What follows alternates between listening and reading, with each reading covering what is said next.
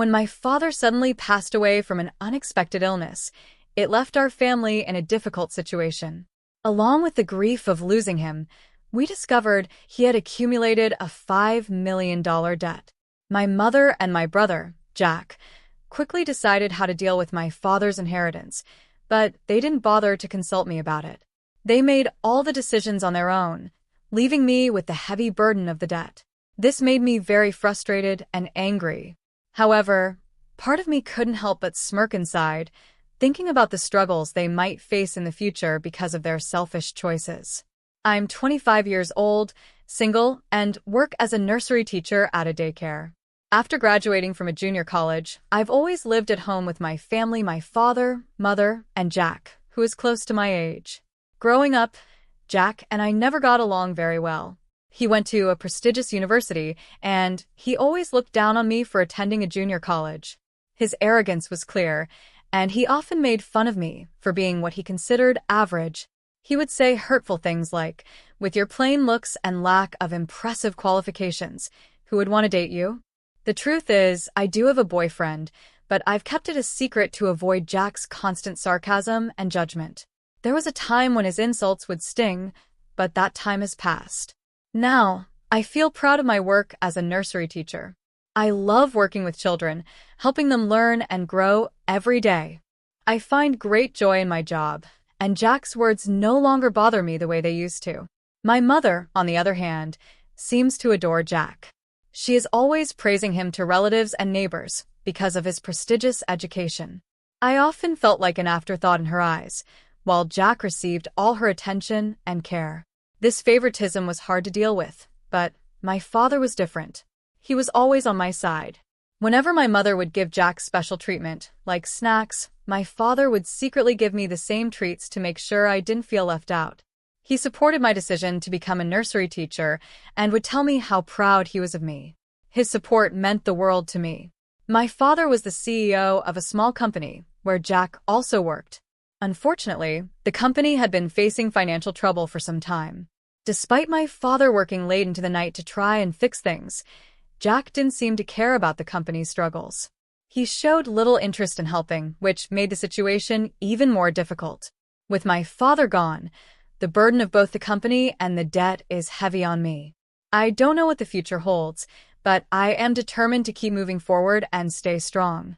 Though my relationship with my mother and Jack is strained, I know I have the strength to handle whatever comes next, just as my father always believed I could. Jack decided to quit the company, saying, "I can't work for a company run by someone who looks so poor." He found another job, leaving behind the family business. My mother, who had stopped working since she got married, fully dedicated herself to managing the household. However, she had no experience running a business or helping with my father's company. Despite seeing his struggles every day, she didn't seem to understand or appreciate the challenges he faced. Instead, she often criticized him for the company's poor performance. One day, she said, "The company is still struggling. If you don't fix the debt soon, I won't be able to buy that new bag I saw in the magazine. What are you doing all day? You're completely useless." Her attitude was frustrating, especially since she had a habit of spending a lot of money on luxury items without thinking about the impact. She never seemed to value my father's hard work, and this made me feel angry and upset. Even though I'm not an expert in business, I had watched my father work tirelessly from a young age, and I understood how difficult it was to run a company. I couldn't understand why my mother, who had been with him for so many years, couldn't see that. She acted as if my father was incompetent, blaming him for the company's problems when she didn't even try to understand the pressure he was under. One day, I couldn't hold back anymore. I confronted my mother, telling her she needed to stop treating my father with such disrespect. Instead of listening to me, she looked down on me and said, "Why should I be lectured by someone like you? People without an education shouldn't speak on things they don't understand. Keep your opinions to yourself." Her words were hurtful, and Jack, who had always sided with her, joined in and criticized me as well. It became clear to me that, despite being part of the same family, we were very different in our values and personalities. My mother and Jack were focused on appearances and material things, while I had a deeper respect for my father's hard work and dedication. During this tough time, my father's support was what kept me going. He saw my efforts and knew that I took pride in my job as a nursery teacher. Cheryl, don't let their words get to you. Education doesn't define your worth. What matters is the good work you're doing as a teacher, he told me. His words filled me with warmth and gave me the strength to keep going. Even though I often felt overshadowed by Jack, my father's encouragement made me feel brave. As long as he was by my side, I believed I could handle anything. However, life took a turn I wasn't prepared for. An unexpected event shattered my world. My father passed away. I was horrified when I got the call saying my father had collapsed at work. The company staff told me he was rushed to the hospital in critical condition. Without thinking twice, I rushed to the hospital. When I got there, I was shocked to see that neither my mother nor my brother Jack had arrived. Worried and confused, I called my mother, only to hear her say, "I'm too busy to leave. You'll have to take care of your father." I was stunned.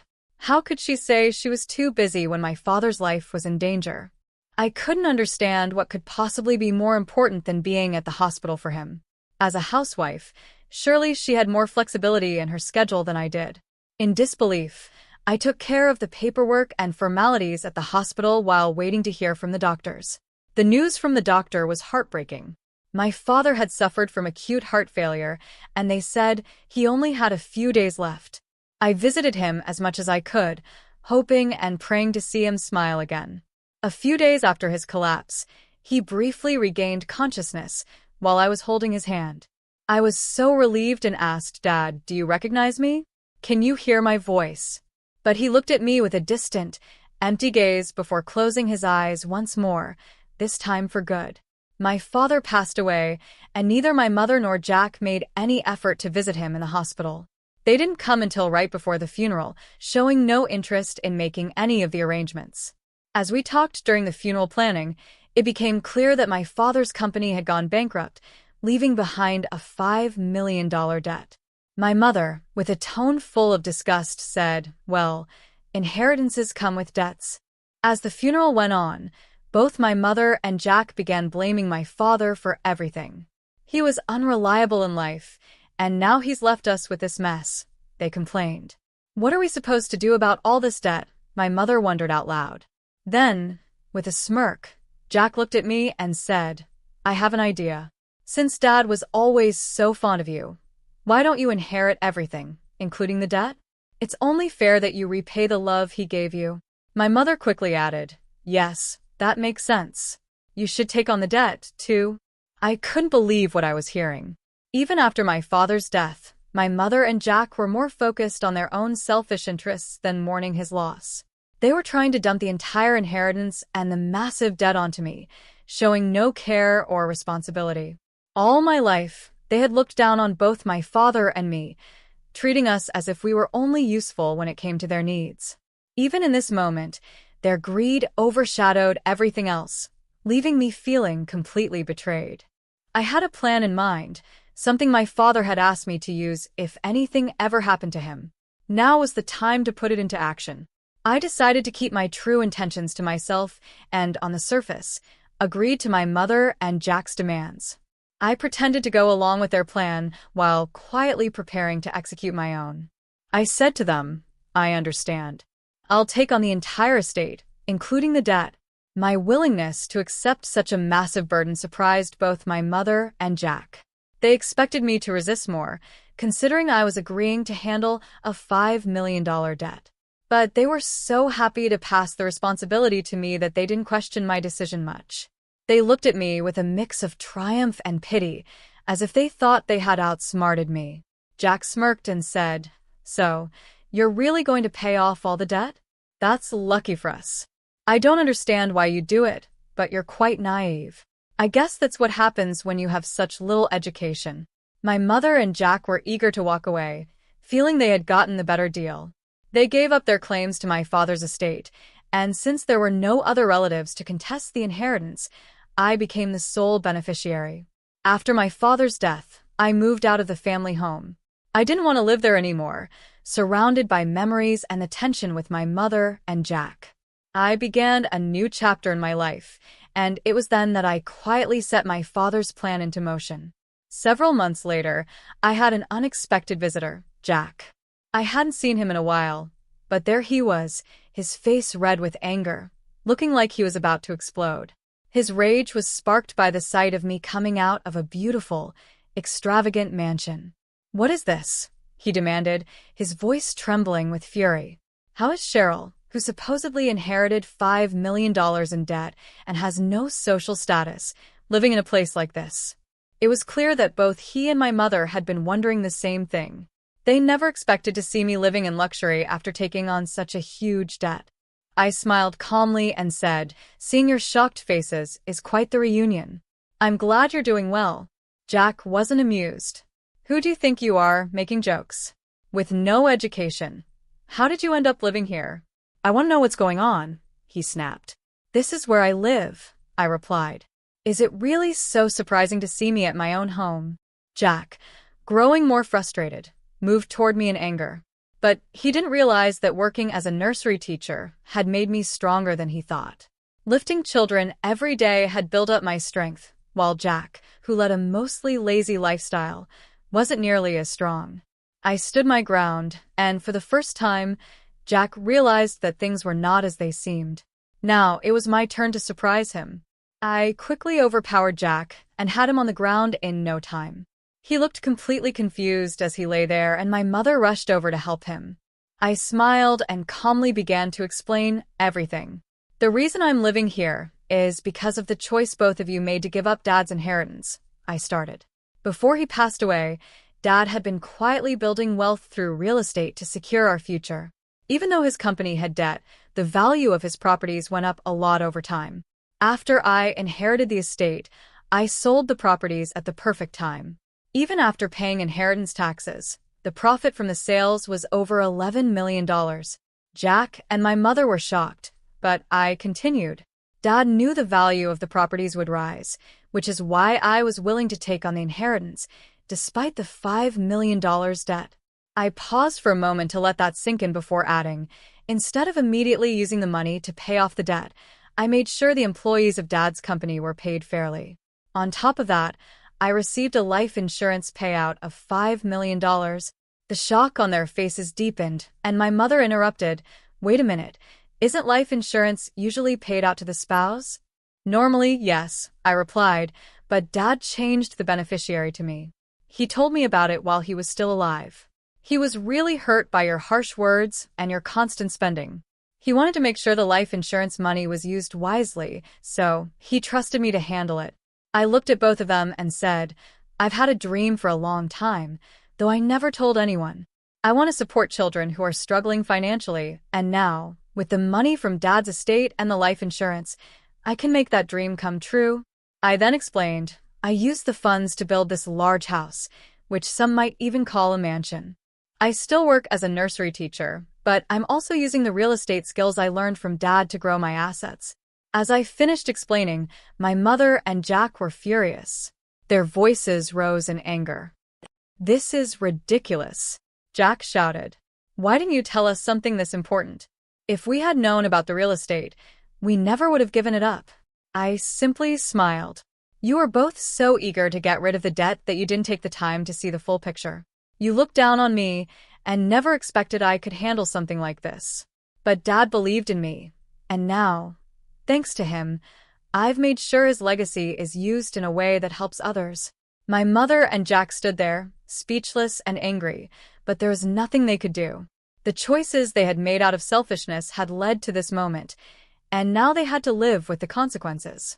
I stood firm and replied, "Dad knew you would react this way, and that's why he kept everything a secret to stop you from trying to take it all. I didn't expect you to behave exactly as he predicted, but he was right." My mother was furious. "What are you talking about? We deserve our share of the inheritance. We have a right to it." Her demand shocked me. It was bold and selfish, but I wasn't surprised. Money has a way of revealing people's true character, and my mother and Jack were showing exactly who they were: arrogant and greedy, just as I had always known. "You both gave up that right when you renounced the inheritance," I calmly explained. "It's not possible to change your minds now. I can't give away what Dad worked so hard for to people who are only interested in themselves." Jack, frustrated and angry, shouted, "The uneducated one just keeps whining. Stop talking and hand it over now." Even though they continued to argue and demand the money, I knew I couldn't let them push me around. They were acting out of greed, and I had no choice but to ask security to remove them from my property.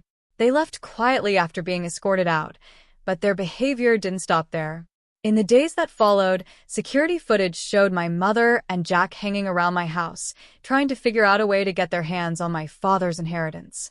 Their persistence was unsettling, and I knew I had to take action. Using the footage, I reported them to the police, labeling them as suspicious individuals. After that, I never saw them near my home again.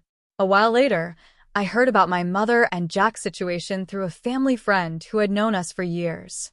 Jack had found a new job, but his self-centered attitude quickly made him unpopular.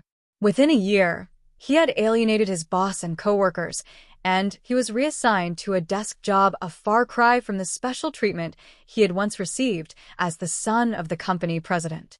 Eventually, the stress of the work environment became too much for him, and he left the job. With his reputation tarnished, it became difficult for him to find a new job in the same industry. My mother, who had always praised and favored Jack, now turned on him. "Why aren't you working? Stop being lazy," she would constantly scold him. But it didn't change the fact that Jack was struggling to rebuild his career after ruining his chances. Meanwhile, I continued to live my life in peace, knowing that my father had trusted me with his legacy for a reason. While my mother and Jack had shown their true colors, I was able to honor my father's memory and his wishes by using his hard-earned wealth wisely.